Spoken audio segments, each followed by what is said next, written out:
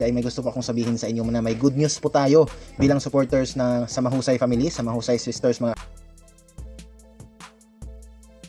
Magandang araw po sa inyong lahat mga kaalagad. So for this video mga kaalagad ay may gusto po akong sabihin sa inyo na may good news po tayo bilang supporters na sa Mahusay Family, sa Mahusay Sisters mga kaalagad, no. Kahit kahapon ay medyo may malungkot tayong balita kasi ayun nga, na hospital pala si Chris na kaya hindi na siya nakapag-upload.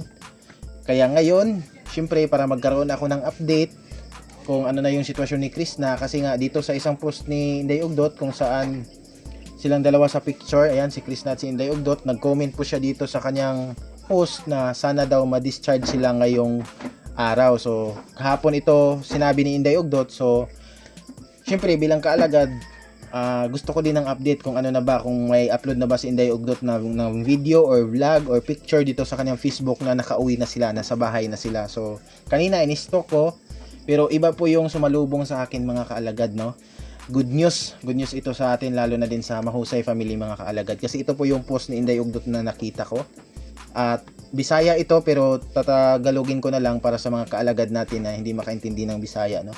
So ayun kay Inday Ugdot na, grabe ka Lord, like nawala na talaga ako ng pag-asa, pero minuto lang ay dininig mo yung panalangin ko. So dito mga kaalagad, pagkabasa ko agad nito sa post ni Inday Ugdot, isa lang talaga yung nasa isip ko na kung ano yung ibig sabihin niya dito, yung niya, yung YouTube AdSense niya, yung pin niya ba na ipapadala mismo ni YouTube sa kanya para magkakasahod na siya dito sa YouTube mga kaalagad. Kasi nga, 'di ba, pansin natin mga kaalagad na mga ilang linggo na din na hindi natin nakikita si Inday Ugdot sa mga vlog ni Chris na. At mismo din si Inday Ugdot sa kanyang YouTube channel ay minsan-minsan na lang din siya nag-upload ng video. So syempre bilang kaalagad natin, alam naman natin na pagtataka din tayo kung bakit lagi na lang si Chris na sa kanyang mga vlog, bakit wala na si Inday Ugdot, kung nasaan na ito. So may mga kaalagad tayo na nagtatanong talaga kay Chris na sa mga comment section. Yung iba siguro nagpi-PM na kung anong nangyari, kung nagkagalit ba silang dalawa, like that mga kaalagad, no. So sa isang vlog na ni Chris na ay sinagot niya iyon mga kaalagad, at sinabi niya doon na kaya pala hindi na nakikita si Inday Ugdot sa mga vlog niya, at hindi na rin gaano nakapag-upload si Inday Ugdot kasi po nagtrabaho ito, no, nag-apply ng trabaho. At sinabi din doon ni Chris na mga kaalagad na hindi pa pala natanggap ni Inday Ugdot yung pin niya, yung pin code niya galing kay YouTube. So sa mga kaalagad natin na hindi alam kung ano yung pin, no, para saan ito, ang pin mga kaalagad ay pag na-monetize ka na ni YouTube, pag naabot mo na yung requirements na 1,000 na subscribers at 4,000 na watch hour, syempre ma-monetize ka na niyan, lalo na kung walang violation yung YouTube channel mo. At kapag monetize ka na, syempre yung mga video na mga in-upload mo ay may earnings na, may kita na. Pero hindi ka pa pwedeng maglagay ng payment method or yung ATM or yung bank account mo doon kung saan mo gustong magsisend ng sahod sa YouTube, kung saan mo gustong isend ni YouTube yung sahod mo. Hindi pa kailangan mo pa yung pin. So sa YouTube mismo yung magpadala sa iyo yung pin na yon, nakasobre yon, nakalagay sa sobre. Tapos i-deliver yan ni YouTube sa mga munisipyo nyo, sa mga lungsod nyo. So kukunin mo na lang, minsan hinahatid yan ng mailman mismo sa bahay nyo, sa address nyo, pero kadalasan talaga sa mga video ng ibang YouTuber ay pinupuntahan na lang nila sa kanilang munisipyo, kasi yung ibang mailman nga ayun, nalimutan na lang, no, akala mo hindi pa nakarating sa lugar nyo, pero ayun, nandun na pala, nakatambak lang at hindi na deliver sa address nyo. Kaya yung iba is pinuntahan na lang talaga doon sa munisipyo para ma-assure. So yun, kapag natanggap mo na yon yung pin, tsaka mo na yon ipi-fill up, 6 yun na number, ipi-fill up mo yon sa iyong YouTube AdSense, yung email na ginamit mo sa paggawa ng YouTube channel, i-fill up mo doon. Tapos pagkatapos mong ilagay yung 6 na pin code na yon na pinadala ni YouTube, na ikaw lang dapat ang makakaalam, hindi yun pwede i-share mo sa ibang tao, parang lang din ba yung OTP sa GCash, like that mga kaalagad. So pagkatapos mong i-fill up yan, yung pin code na pinadala ni YouTube, ay tsaka ka nahihinga ni YouTube ng payment method, yung number, yung bank account mo, yung mga ATM number mo, no, kung saan mo gustong i-send ni YouTube yung sahod mo buwan-buwan mga kaalagad. So dito ay natanggap na sa wakas ni Inday Ugdot ang kanyang pin code mga kaalagad. So yung mga video niya na mga uploaded na, yung mga malalaking views, lahat ng video niya pati live, syempre may earnings yun. Naiipon yun sila lahat. Tas pagka siguro natanggap na talaga ni Inday Ugdot yung pin code niya, or na may nag-email siguro sa kanya, si YouTube mismo na pinaalam sa kanya na dumating na yung pinadala nila sa munisipyo, kunin na lang ni Inday Ugdot, or nasa kamay na ba talaga ni Inday Ugdot, or nasa ngayon na fill up na ba niya. Pagkatapos niyang i-fill up yun mga kaalagad sa kanyang YouTube AdSense, ay yung sahod talaga niya, lahat na naipon sa kanyang mga video ay mapipi-out niya yon ng buo talaga mga kaalagad. So medyo malaki din, no, malaking blessing din talaga ni Inday Ugdot itong araw na ito mga kaalagad. So, syempre, bilang kaalagad, happy na tayo dahil may katuwang na din si Krishna sa pag-abot ng pangarap nila para sa family nila, di ba?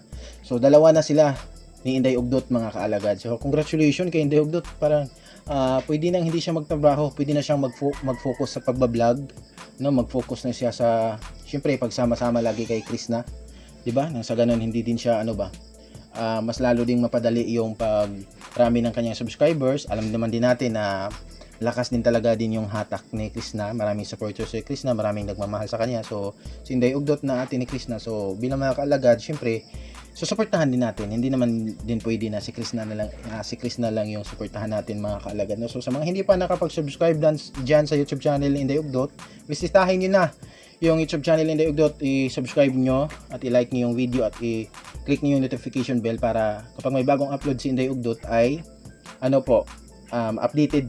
updated po kayo. So ayan, dito mga kaalagad sa post ni Inday Ugdot ay nag-check talaga ako ng comment kung may mga kaalagad ba tayo na same kami nang iniisip kung anong ibig sabihin ni Inday Ugdot dito yung post niyang ito mga kaalagad. So tara, i-share ko lang, no, sa mga kaalagad natin na nag-comment dito.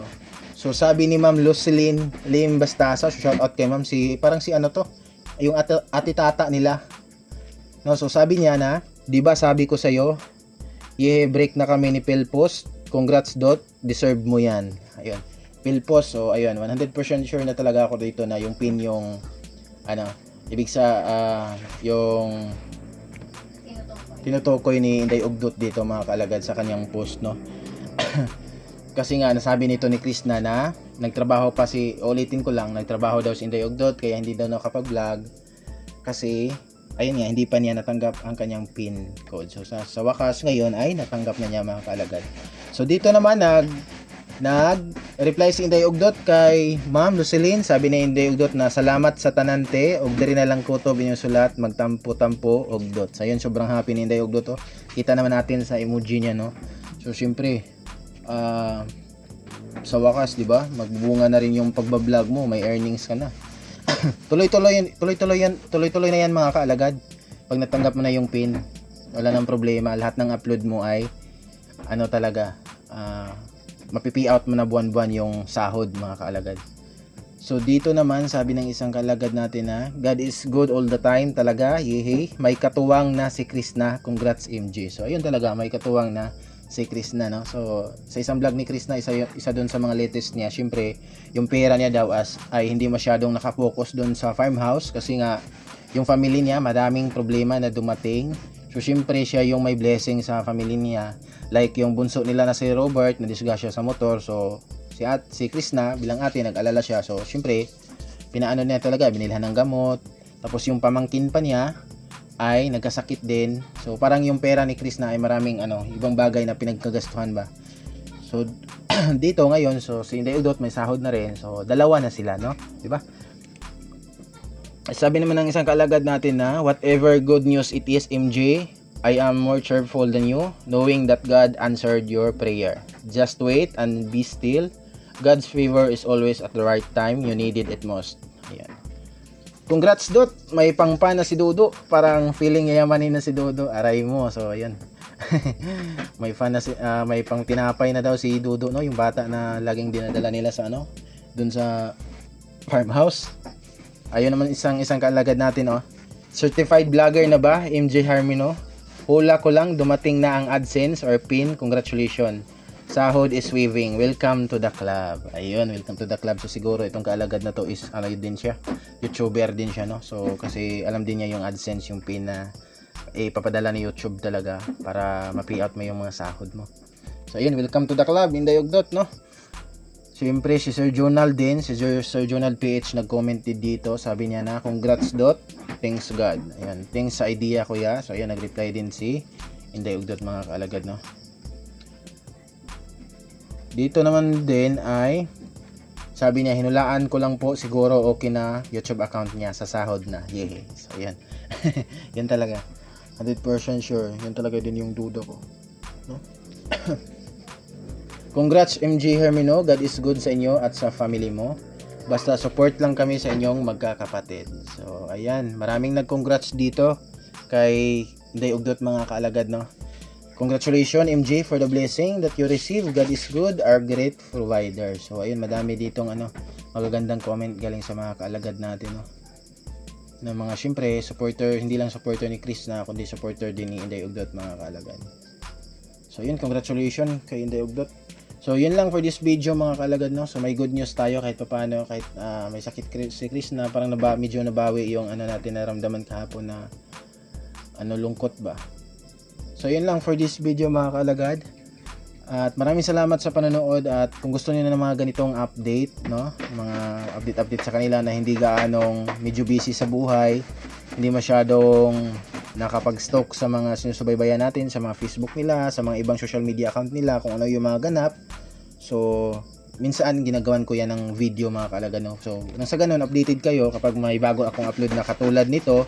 Subscribe po sa aking YouTube channel mga kaalagad, at i-like itong video, at maraming salamat po at God bless po sa inyong lahat.